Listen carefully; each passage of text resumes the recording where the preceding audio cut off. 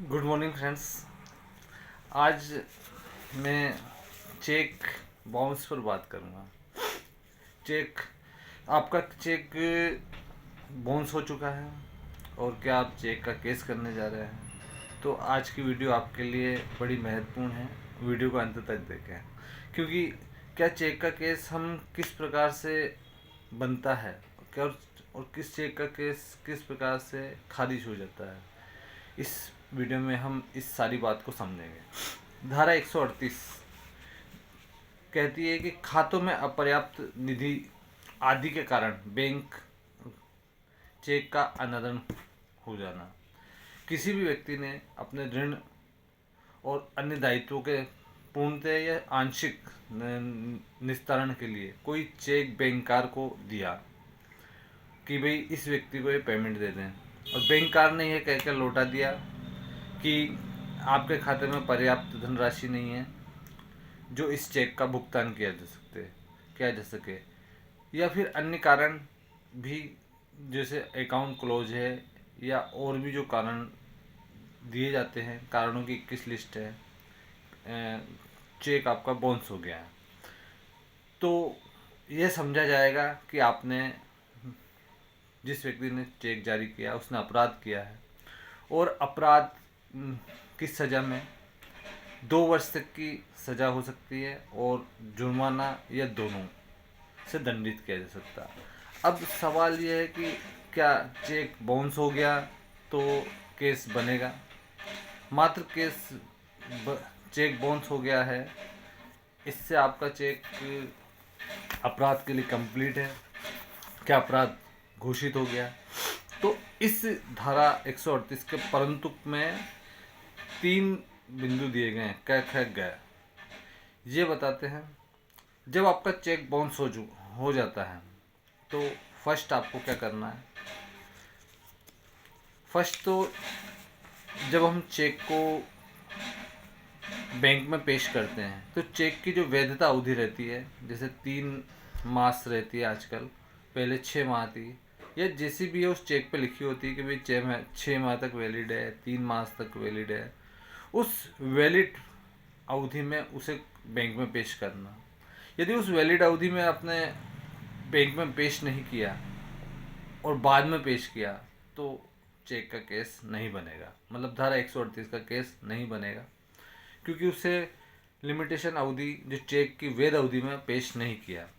दूसरा, जब आपका चेक बाउंस हो जाता है तो आपको जिस व्यक्ति ने चेक लिखा है, लेखीवाल है, उसको एक नोटिस देना पड़ता है। कितनी अवधि में देना पड़ता है? जिस दिन आपको चेक बाउंस की सूचना मिल चुकी है उस दिन से 30 दिन के अंदर, 30 दिन मतलब मैं जो समय बता रहा हूँ इसको कठोरता से पालन करना जरूरी है, क्योंकि अगर नहीं किया तो आपका चेक का केस नहीं चलेगा, प्राइमा फेसी खारिज हो जाएगा।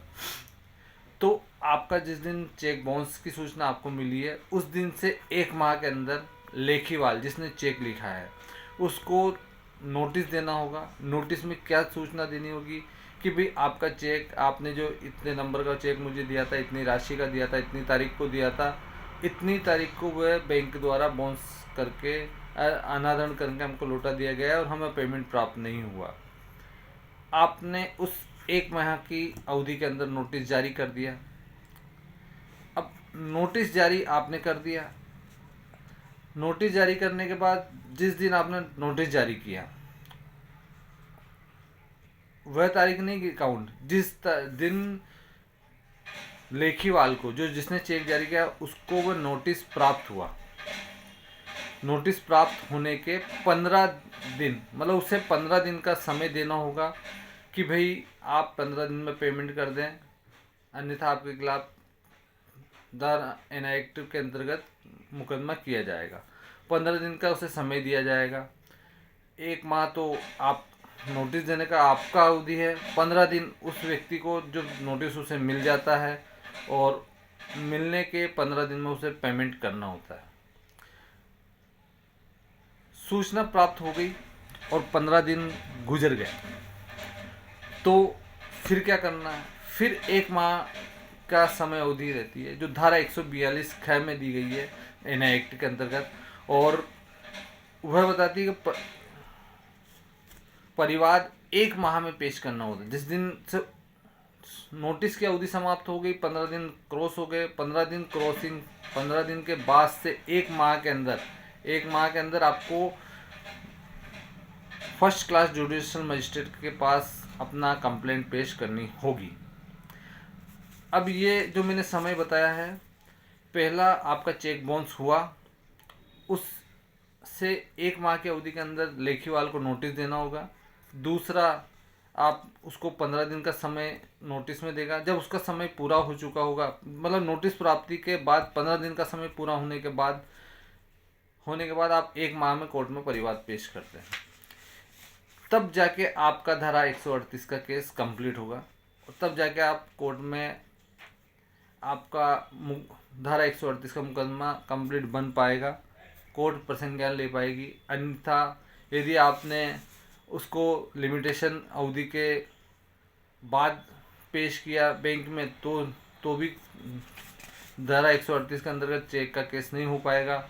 आपने जो 1 माह की जो नोटिस अवधि के अंतर्गत आपने अगर नोटिस नहीं दिया बाउंस होने के, तो भी आपका चेक सस्टेन नहीं कर पाएगा। और आपने उसे जो लेखी वाले जिसको 15 दिन का नोटिस दिया और 15 दिन पूरे होने के पहले भी यदि आपने कंप्लेंट पेश कर दी, तो वो प्री मैच्योर कंप्लेंट होगी, जिसे कोर्ट खारिज कर देगा।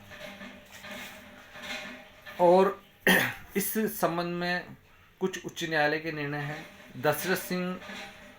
दशरथ रूप सिंह बनाम महाराष्ट्र, इसमें कहा गया है चेक कहाँ चलेगा, चेक का केस वहीं चलेगा जहाँ चेक बाउंस हुआ है। जो होल्डर है उसने जिस बैंक में उसका चेक लगाया है, वही बैंक का क्षेत्र न्यायालय का क्षेत्राधिकार कहलाएगा। एक योगेंद्र प्रताप सिंह बनाम सावित्री पांडे का 2014 का सुप्रीम कोर्ट का केस है। उसमें ये कहा कि लेखीवाल को जो 15 दिन का नोटिस दिया गया था, उस 15 दिन के नोटिस की अवधि पूर्ण होने के पहले ही कोर्ट में कंप्लेंट पेश कर दी गई, तो भी वह कंप्लेंट खारिज होगी, क्योंकि सर्वोच्च न्यायालय ने कहा है कि धारा 138 के अंतर्गत टाइम लाइन का कठोरता से पालन किया जाना चाहिए। एक और है कि यदि मान लो चेक गिफ्ट के लिए दिया गया है, डोनेशन के लिए दिया गया है और वो बाउंस हो गया है, तो भी एनआई एक्ट के अंतर्गत केस नहीं बनेगा, क्योंकि एनआई एक्ट का केस ये प्रिज्यूम करता है कि कोई ऋण या किसी दायित्व को चुकाने के लिए दिया गया है। पर अगर डोनेशन में दिया गया है, गिफ्ट में दिया गया है, तो धारा 138 का केस नहीं बनेगा। और पोस्ट डेटेड चेक हो गया, मतलब चेक की अवधि निकल गई, तो भी सिविल केस नहीं बनेगा और सिविल केस में आपको जाना पड़ेगा।